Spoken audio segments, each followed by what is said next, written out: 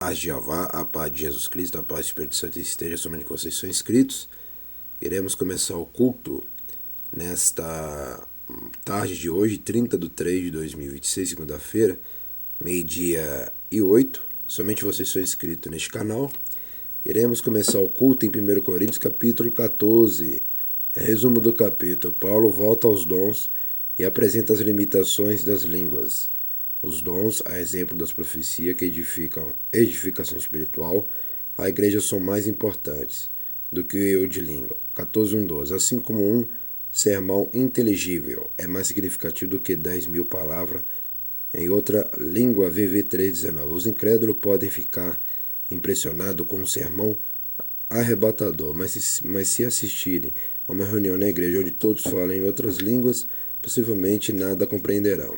Por outro lado, se ouvirem a palavra de Jeová transmitida normalmente, serão persuadidos e se converterão. VV 20:25. A seguir, Paulo descreve o comportamento ideal numa reunião litúrgica. Todo mundo tem algo a contribuir.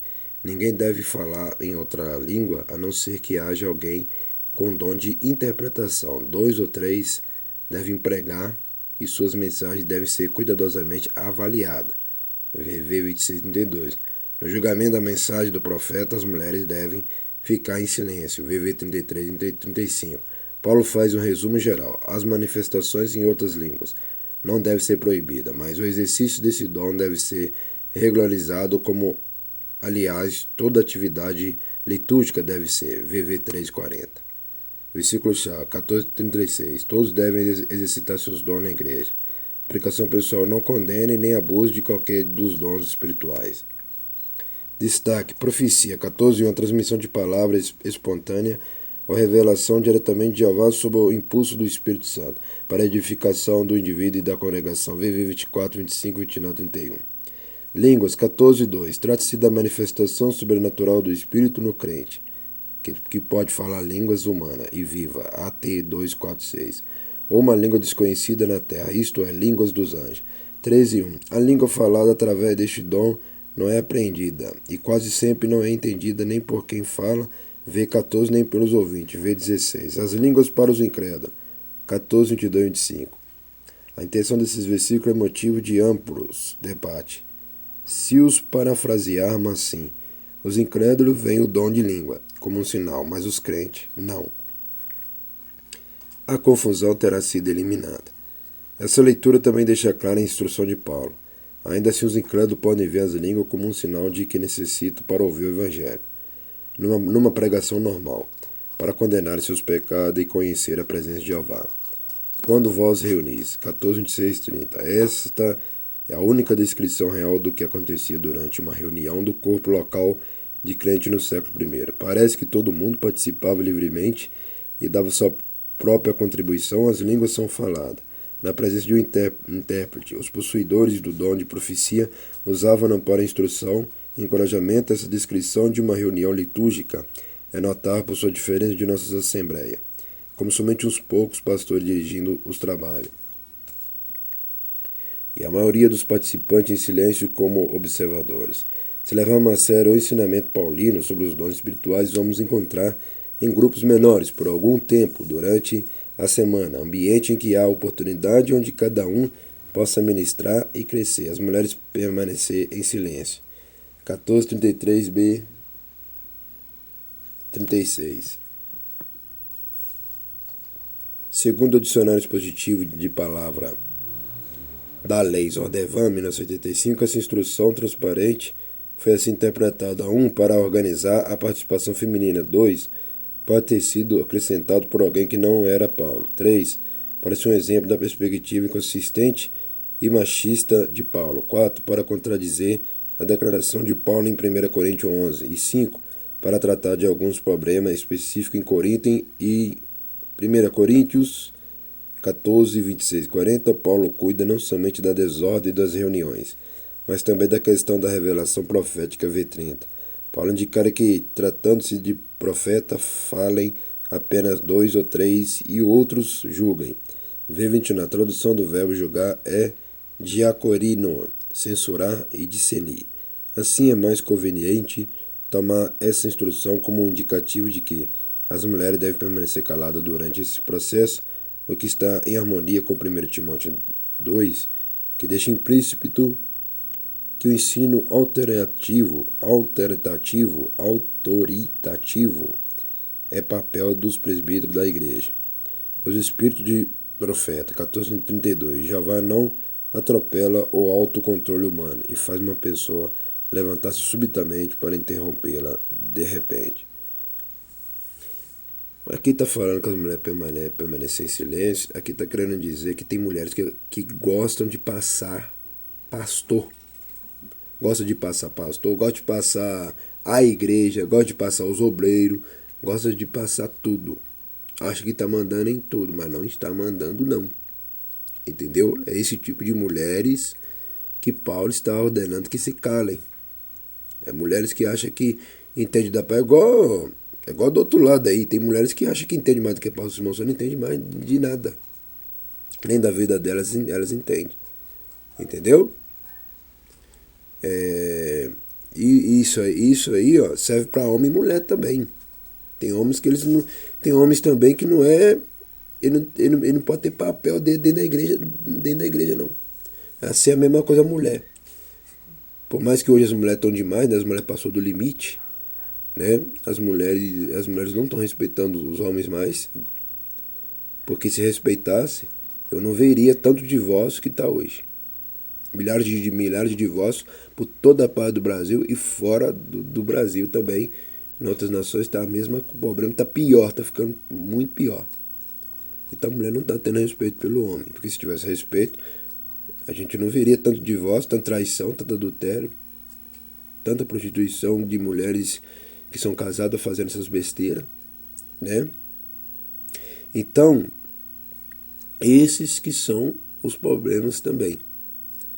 Mas aqui, Paulo está querendo dizer que tem mulheres que gostam de passar o pastor. E não pode passar o pastor achando que conhece as coisas e não conhece nada. É igual a minha vida, ninguém conhece a minha vida. Eu sou o pastor Simão, mas ninguém conhece a minha vida. Tem pessoas que acham que me conhecem, mas não me conhecem. Então não pode querer passar a minha vida, né? Por isso que eu não coloco qualquer mulher diante do altar. É por causa de quê? Por causa disso aí, ó. Agora vocês estão entendendo mais melhor por que o pastor Simão Santos não casa com qualquer mulher, não namora com qualquer mulher, e não tem diálogo com qualquer mulher, e não tem contato com qualquer mulher nos dias atuais de hoje. Porque tem mulher que gosta de querer passar. Gosta de querer passar tudo. Gosta de querer mandar na casa, gosta de querer mandar no salário do pastor, gosta de querer mandar em tudo. E não pode. Entendeu? É esse tipo de mulheres que Paulo está falando igual ali, ó. Essa instrução transparente foi assim interpretada. Para organizar a participação feminina, tá vendo lá? Tá assistindo bem com a tua palavra? Tá assistindo bem a palavra? Tá assistindo bem com teus olhos? Tá ouvindo bem com teus ouvidos e ligando bem com teus cérebros? Para organizar a participação feminina. 2, pode ter sido acrescentado por alguém que não era Paulo.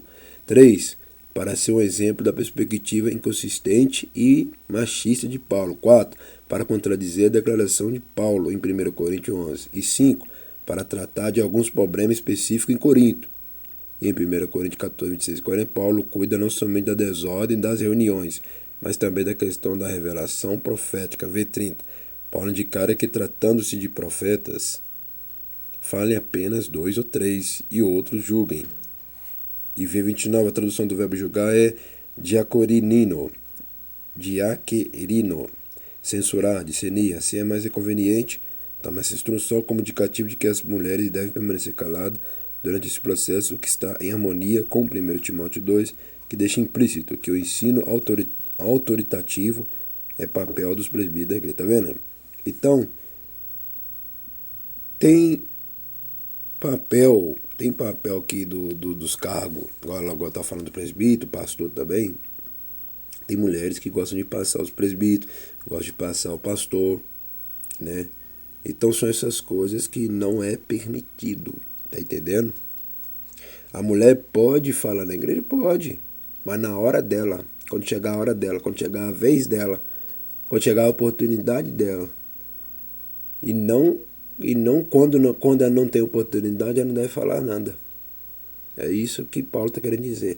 Não é que ela está proibindo de dela dar glória, de dar aleluia, de glorificar, não é isso não.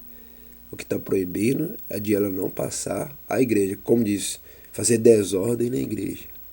E achar que está com ordem, mas não está com ordem nenhuma. Está com desordem. Está querendo atrapalhar a igreja, como muitas mulheres fazem hoje em dia. Por isso que eu não vou em igreja nenhuma e nem tenho desejo de ir em igreja nenhuma. Né? Porque eu já sei que todas as igrejas, Jeová e Jesus, o Espírito Santo não está. O que está lá é carnalidade. Eles não estão ligados com o Espírito Santo. Eles não estão ligados na palavra. Entendeu? Eles estão ligados com coisas materiais, não espirituais. Vamos agradecer. Soberano Jeová, a Jesus Cristo, ao Espírito Santo. Te agradeço por este culto nessa tarde, 30/3/2026, segunda-feira, mês de março. Abençoe somente os meus inscritos e somente os dizimistas e os ofertantes, somente os que estão ajudando também com essa obra, igual o pastor Maliero, igual a missionária Ingrid, que trouxe essas duas televisões ontem. Abençoa a vida deles, por eles terem trazido essas televisões naquela hora do culto que eu estava fazendo. Então, que o Senhor abençoe a vida do pastor Maliero, que o Senhor abençoe a vida da missionária Ingrid, da Gislaine também, e abençoe a família dele, em nome de Jesus, e a família de Ingrid também. É que eu te peço em nome do Pai, do Filho e do Espírito Santo, e abençoe os dizimistas e os ofertantes que sempre estão ajudando essa obra. Amém e amém. E mais ninguém. E nós estamos aprendendo aqui o tópico focalizado no esboço: unidade, disciplina, divórcio, doutrina, culto, línguas, ressurreição e encorajamento. É o que nós estamos aprendendo. Igreja que não tem palavra da verdade é uma igreja morta. Jesus já falou sobre isso. Por fora está bonito, por dentro está todo podre. Igual essas igrejas aí que se diz que é igreja aí, ó. Né? Essas igrejas espalhadas aí pro Brasil e pro mundo aí. Ali, eles e elas só estão bonitos por fora. Por dentro tá tudo podre. Pior do que um sepulcro. Tá pior do que uma catapulta. Tá pior do que uma cova de cemitério. Entendeu? Eles são tão capa. Por fora também por dentro tá tudo podre. É uma vida amargurada. Entendeu? Não tem paz, não tem alegria, não tem sossego. Entendeu? Aqui não. Aqui vive a verdade. E é por isso que aqui tem paz verdadeira. Por isso que aqui tem alegria verdadeira. Igual a sede da Igreja Pentecostal, o Ministério Chama de Fogo, Fé de Verdade que tem, que fica na rua Armindo Pereira, número 340, bairro São Pedro, cidade de Ponte Nova, Minas Gerais, nação Brasil. E eu volto a repetir, essa igreja só existe na cidade de Ponte Nova, Minas Gerais, nação Brasil. Não existe em outros lugares e nem existirá. E só existe no bairro São Pedro também. E do bairro São Pedro não sairá para lugar nenhum.